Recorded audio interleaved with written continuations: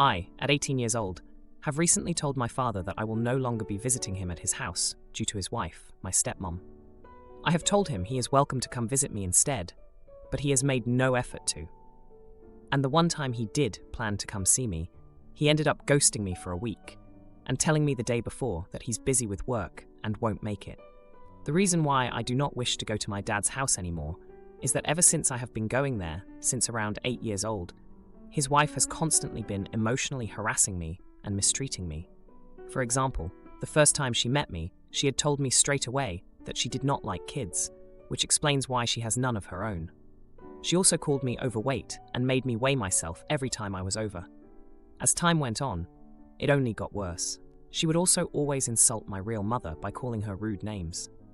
Keep in mind, my father is here for 90% of the things she has done and said, and always stays silent. Another huge issue I have with her is that she refuses to let my dad buy me anything. She wouldn't allow him to buy me a birthday gift, as she claims I use him for his money and only come around on holidays, which is not true, as my father lives hours away, and I had no way of seeing him unless he came to pick me up or I took a train down. Last Christmas, my dad bought me a nice pair of shoes. They were around $230. It was the only gift he got me in a while, and she made a huge deal over it.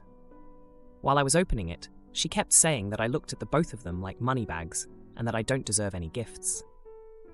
When I went to thank my father, she made a rude comment about how I better thank him for all of that money going to waste on someone who isn't deserving. Needless to say, when my birthday rolled around, he had to send me a private e-transfer so she wouldn't find out. Quite sad. Anyways, recently, over this past year, I brought my boyfriend down to meet my father, and of course, she was there. This interaction is what caused me to not want to see him again. The entire time, my stepmom was hating on me in front of my boyfriend. She started off by saying that she doesn't think I'm smart enough for university, and that I should probably consider college. She then asked me and my boyfriend for a 5-year life plan, and said that his was much better than mine, and that I should take notes because I'm going to go nowhere in life. I ran off crying because it was very humiliating, and she yelled at me that I was putting on a performance and called me alligator tears. Apparently, while I was gone, she was trying to convince my boyfriend to break up with me by saying he can do better, which I found out through him directly after. And once again, my dad said nothing at all, but my dad somehow thinks I'm the jerk for not coming around anymore, and says that his wife is just tough but wants the best for me, and I need to deal with her because she isn't going anywhere. Now, for a few comments before the update. Comment 1. Not the idiot. Next time dad says she isn't going anywhere, simply respond, "That's okay. I am going somewhere far away from her abuse. And you, because you enable that abuse. I'm far better off without either of you in my life. Hell, I'm a far better person than either of you." Comment 2. Personally, I'd go no contact. He's fine with his wife harassing his daughter. He's stood by for years while she has been doing it for years and not done anything about it. It seems to me you don't have a dad. Unfortunately, you only have a sperm donor. Not the idiot. Now for the update. Hey Reddit, it's been a week since I last posted about the whole mess with my dad and his wife. And boy, do I have an update for you. Buckle up, because this one's a doozy.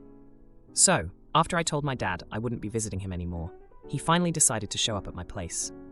I thought maybe he was coming to apologize, but nope, he had a different agenda. He came to tell me that he and his wife were renewing their vows, and he wanted me there. I was shocked. After everything she's done, I couldn't believe he'd even ask. But here's the kicker. He said if I didn't come, it would prove that I was the one tearing the family apart. Can you believe that? The nerve of him to flip the script after all the years of her treating me like dirt, and he's never once stood up for me. Now, let's rewind a bit to when I was 13. That's when the comments about my weight started getting really bad. She'd make me step on the scale in front of her friends, and they'd all tsk and shake their heads like I was some sort of project. It was humiliating.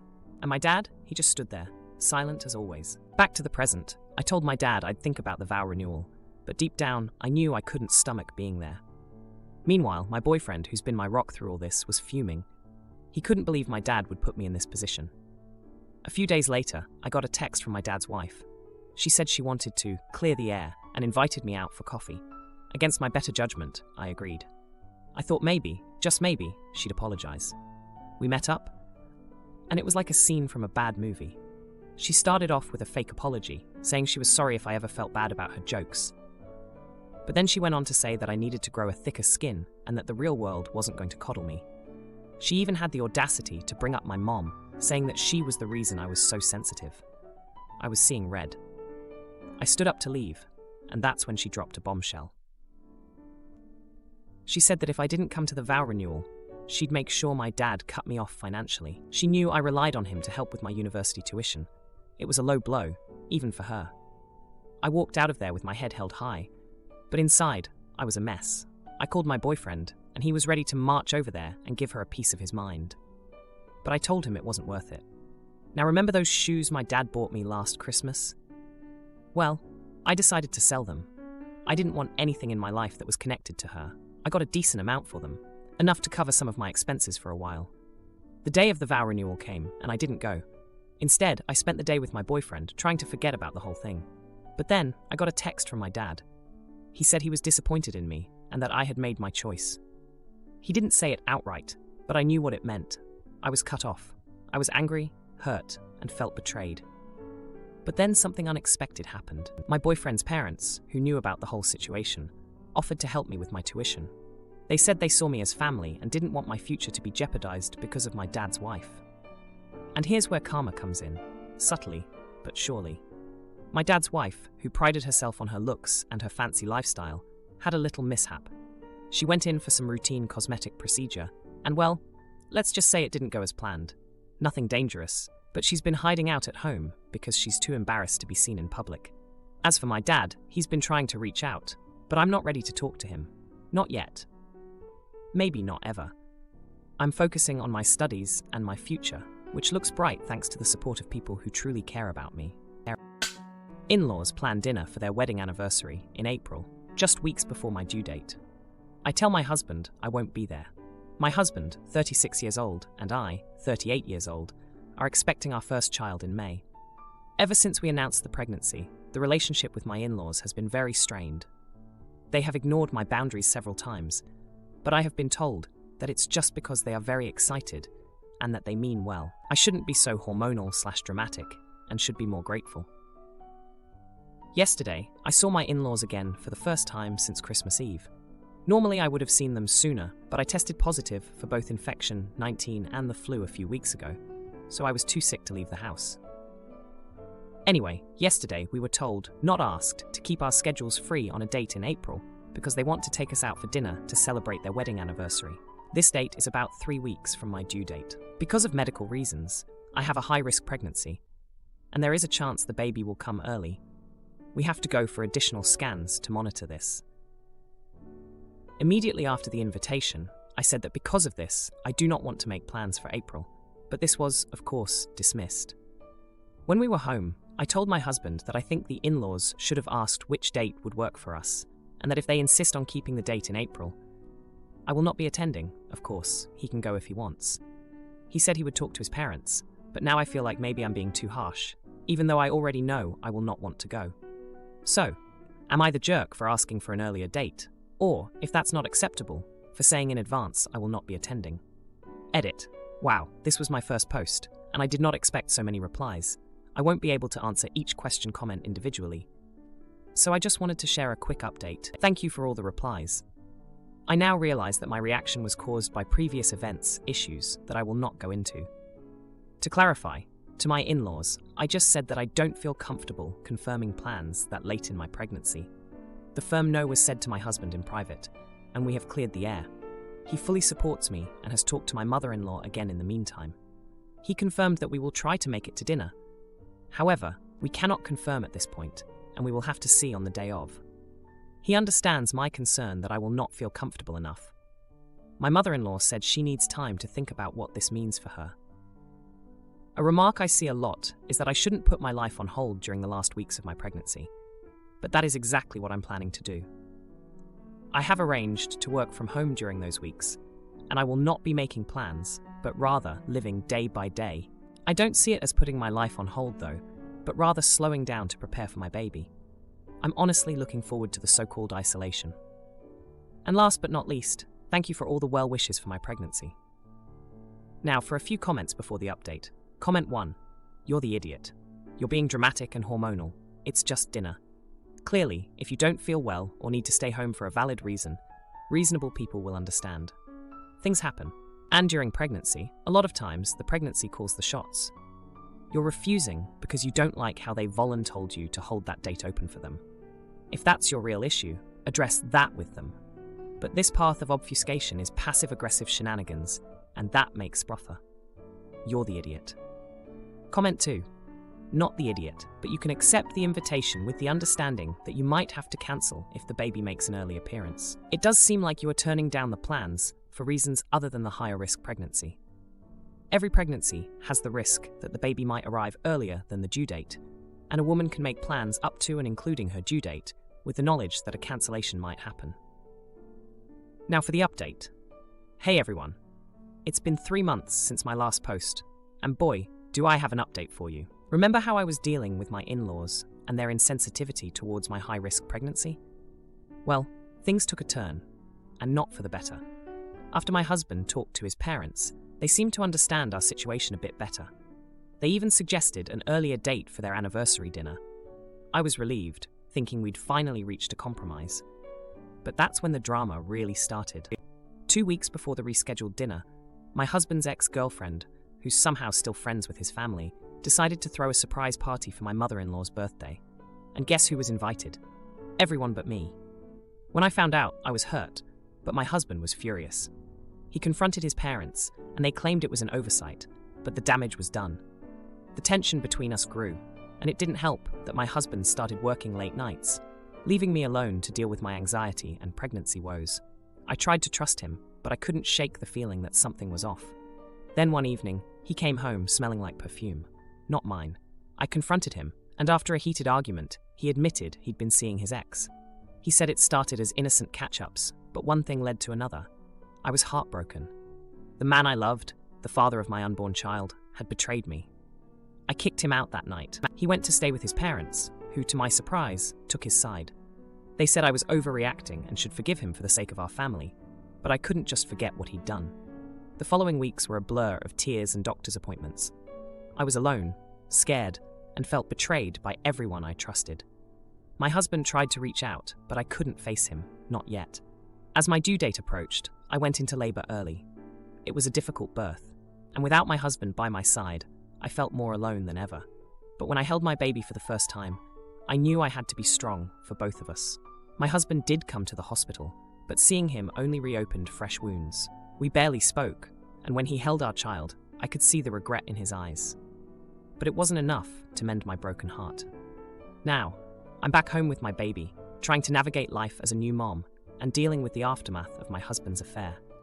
We're in a weird limbo where we're not together, but not officially separated either. It's complicated, and I'm just taking it one day at a time. As for my in-laws, they've been surprisingly supportive since the birth, but I can't forget how they sided with my husband initially. It's going to take a lot for me to trust them again, if ever. I agreed to fund my stepdaughter's cosmetics brand, but asked for a percentage of the rights or a contract for repayment.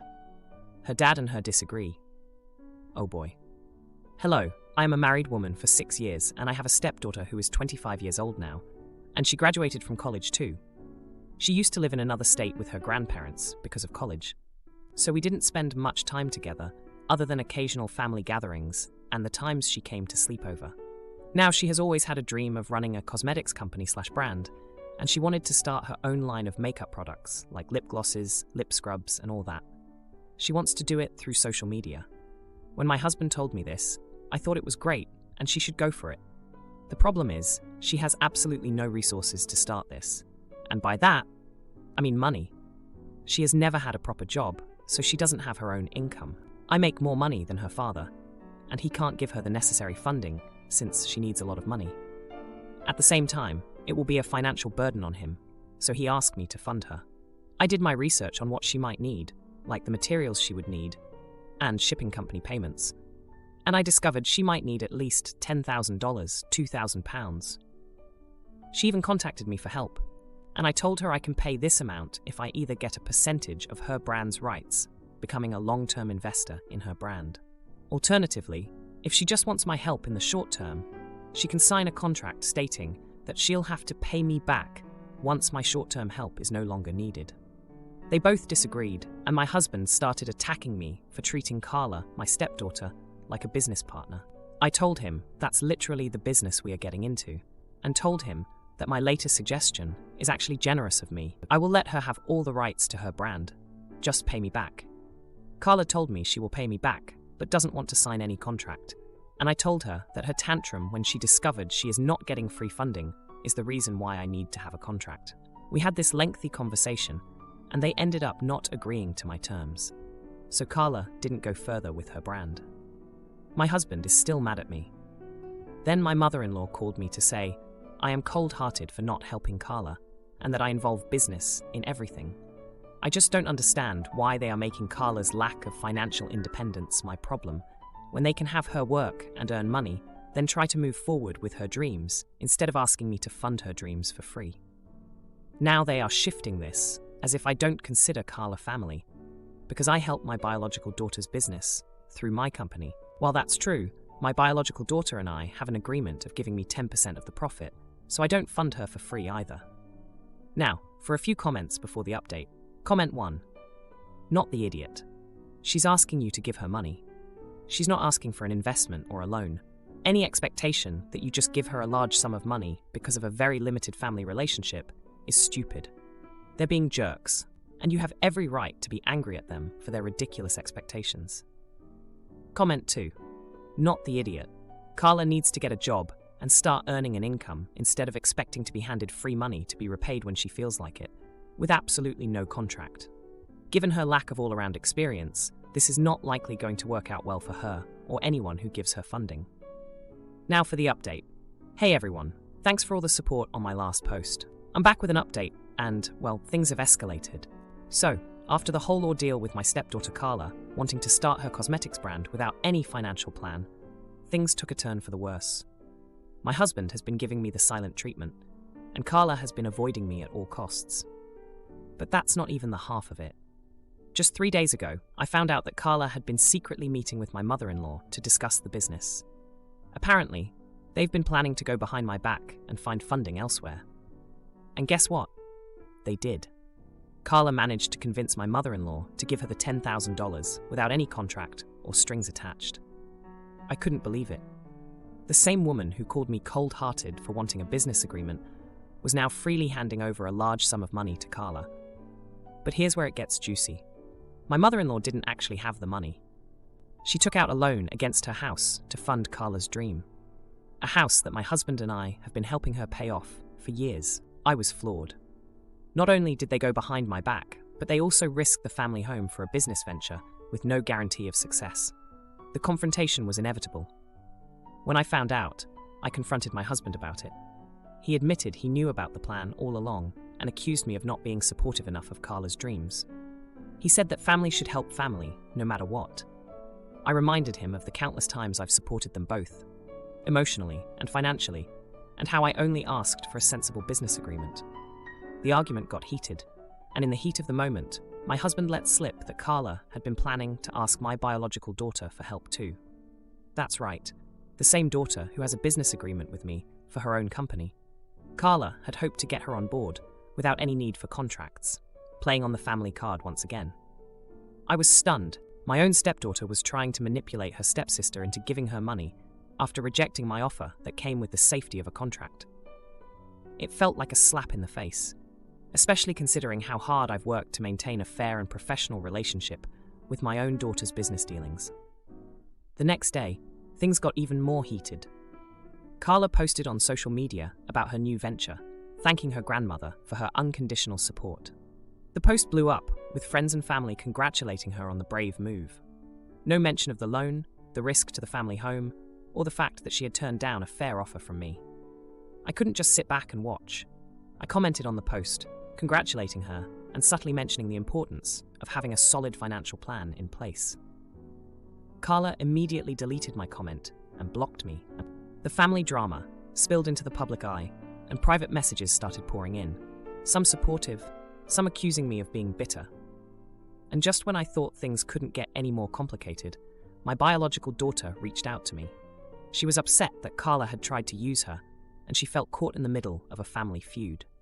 She didn't want to take sides, but she also didn't want to be seen as the bad guy for not giving Carla money without a contract. So here we are, 3 days later, and the tension is palpable. My husband is still mad, Carla is moving forward with her brand funded by a risky loan, and my mother-in-law is blissfully unaware of the potential financial disaster she's created. My biological daughter is trying to stay neutral, but it's clear this whole situation has put a strain on our family dynamics. If you like this video, you'll probably like these too. Also, while you're here, please consider subscribing. It's your support that keeps this channel alive and allows me to make better and longer videos. Have a great day.